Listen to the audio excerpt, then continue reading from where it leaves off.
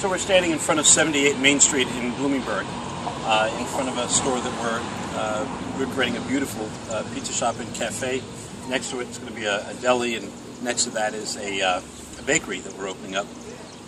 People have been wanting for a long time, to have good quality retail and restaurants in Bloomingburg, and we're happy to do that. Unfortunately, some people don't like that idea, a little troubled with the progress. And so we've had our fourth attack in 5 days. Some sort of projectile always happens in the middle of the night. And as you see, it's shattered these very expensive and very beautiful windows. And more than anything else, it's sad. Someone's got a particularly twisted idea of how to protest. But it's not going to stop. It's not going to stop what we want to do. We want to bring economic development to Bloomingburg. So the more people try to stop, the more our resolve is. The more people try to hate, the more we're going to respond with love. And that's what we're about. We want to create a beautiful community. Everybody gets along. And it's like a nice way from some nice neighbors. We've got a beautiful community, so how people attack, we're going to respond with a hug. And that's what we're doing. Communal hug. Why would you say this was done? It doesn't take Albert Einstein to know that people have been some people, a tiny minority, and most people not from Bloomingburg, have been very upset with Orthodox Jews moving into Bloomingburg. I'm going to make a logical conclusion that nothing like this happens unless you're so hate-filled that this is something that animates you.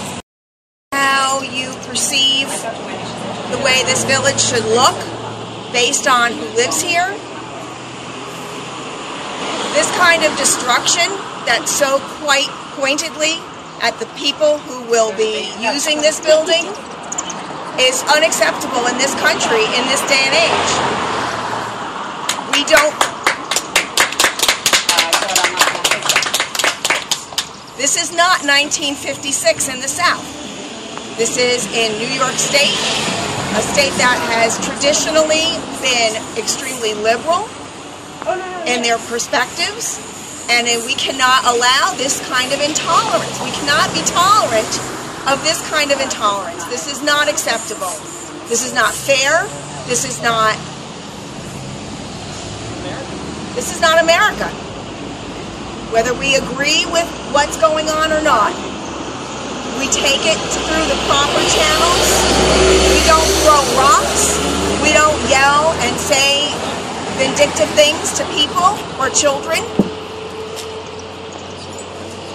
regardless of what our opinion of how anybody else lives.